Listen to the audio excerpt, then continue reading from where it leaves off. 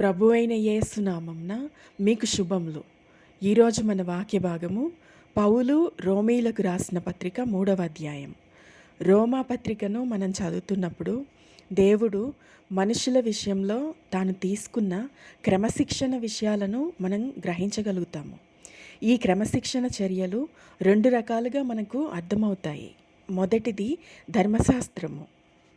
అతిగా స్వేచ్ఛను కోరుకొని తనకు ఆటంకంగా ఉండే ప్రతి దాన్ని నాశనం చెయ్యాలి అనుకునే మనుషులకు దేవుడు తన యొక్క ధర్మశాస్త్రం అనే నియమాల ద్వారా పాపం అంటే ఏంటి, పాపం ఎందుకు మనం చేయకూడదు, చేయడం ద్వారా ఏ విధంగా ఆయన చేసిన మనుషులను మనం ఆటంకపరుస్తున్నాము అనే విషయాన్ని తన యొక్క ధర్మశాస్త్రం ద్వారా మనుషులకు తెలియజేశాడు.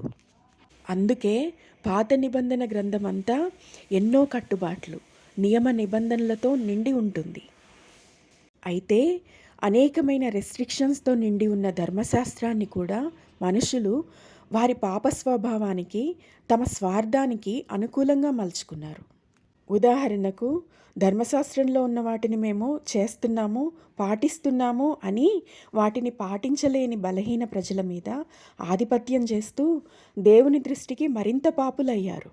అలాగే బైబిల్ని పాటిస్తున్నాము, బైబిల్ని బోధిస్తున్నాము అని చెప్తూ వారి స్వార్థం కొరకు దేవుడు దశమ భాగాలను, అనేక రకమైన అర్పణలను చెల్లించమంటున్నాడని చెప్తూ ప్రజల వద్ద నుండి దోచుకోవడం మొదలుపెట్టారు. ఈ విధంగా దేవుడు ధర్మశాస్త్రాన్ని ప్రజలకు ఇచ్చిన ప్రతి నియమ నిబంధనను వారు మీరి మరింత దోషులుగా మారిపోయేటట్లు దాన్ని అలా ఆపాదించుకున్నారు.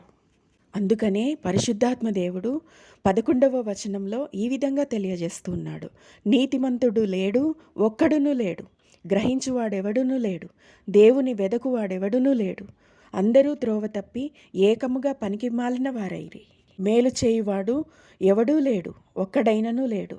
17-18 వచనాలు: శాంతి మార్గము వారెరుగరు, వారి కన్నుల ఎదుట దేవుని భయము లేదు.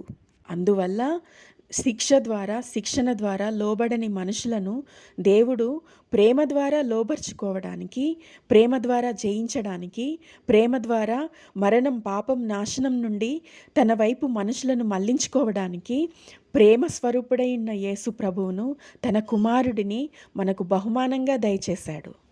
21వ వచనము: ఇట్లుండగా ధర్మశాస్త్రమునకు వేరుగా దేవుని నీతి బయలుపరచబడుచున్నది. 24: కాబట్టి నమ్మువారు ఆయన కృపచేతనే క్రీస్తు యేసునందలి విమోచన ద్వారా ఉచితముగా నీతిమంతులని తీర్చబడుచున్నారు. అంటే దాని అర్థము, దేవుడు ఆయన ఇచ్చిన ధర్మశాస్త్రము, ఆయన మాటకు పైగా తన కుమారుడిని ఆయన మనకు ఇచ్చాడు. మనల్ని క్రమశిక్షణలో ఉంచడానికి దేవాది దేవుడు మనకు దయచేసిన 2వ వరము ప్రభువైన యేసే. ఏ క్రమశిక్షణకైతే మనం లోబడలేకపోయామో, ఏ నియమాలనైతే మనం పాటించలేకపోయామో, వాటన్నిటినీ క్రీస్తును మనం చూసినప్పుడు, ఆయన ప్రేమను మన హృదయాలలో నింపుకున్నప్పుడు మనం ఎంతో ఈజీగా వాటన్నిటినీ నెరవేర్చగలుగుతాము. అందుకనే యేసయ్య ఒకసారి ఇలా చెప్పాడు: ధర్మశాస్త్రాన్ని త్రోసివేయడానికి నేను రాలేదు కానీ దాన్ని నెరవేర్చడానికే వచ్చానని చెప్పాడు. 28వ వచనము: కాగా ధర్మశాస్త్ర సంబంధమైన క్రియలు లేకుండా విశ్వాసము వలననే మనుషులు నీతిమంతులుగా తీర్చబడుచున్నారని ఎంచుచున్నాము. ఇక్కడ విశ్వాసము వలన అన్నప్పుడు అది క్రీస్తు యందైన విశ్వాసం అని మనం అర్థం చేసుకోవాలి. క్రీస్తు యేసు ద్వారా మనుషులకు కలిగిన ఇంకొక మహోన్నతమైన వరం ఉంది. అది ఏంటంటే, క్రీస్తును నమ్మిన సర్వజనులకు ఆయన కలుగజేసే నీతి, పాప విమోచన అందరికీ సమానంగా, సమీపంగా ఉంది.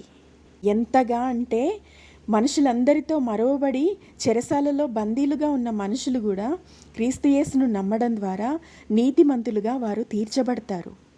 ఎందుకంటే వారు నీతి అయి ఉన్న, తానే ప్రేమయ్య ఉన్న క్రీస్తును నమ్ముతారు కాబట్టి శిక్ష నుండి, నిత్య మరణం నుండి రక్షించబడి దేవుని సన్నిధిలోనికి చేర్చబడతారు. అత్యంత నీచులైన, పాపులైన వారిని దేవుడు అంత తేలికగా ఎలా క్షమిస్తాడు అనే విషయము మనకు అర్థం కానిది. మనకు అది అన్యాయంగా అనిపిస్తుంది. కానీ ఆయన సృష్టించిన మనుషులమైన మన పట్ల దేవునికి ఉన్న అతి ఉన్నతమైన ప్రేమను అది తెలియజేస్తుంది. సమస్త మనుషుల పట్ల దేవుడు కలిగి ఉన్న అదే ప్రేమతో, అదే భారంతో ఆయన వాక్యాన్ని ధ్యానించి, నేర్చుకొని ఈ మాటలను నేను మీకు తెలియపరుస్తూ ఉన్నాను. ఈ మాటల యొక్క ఫలాన్ని దేవుడు మనకందరికీ దయచేయునుగాక. ఆమేన్.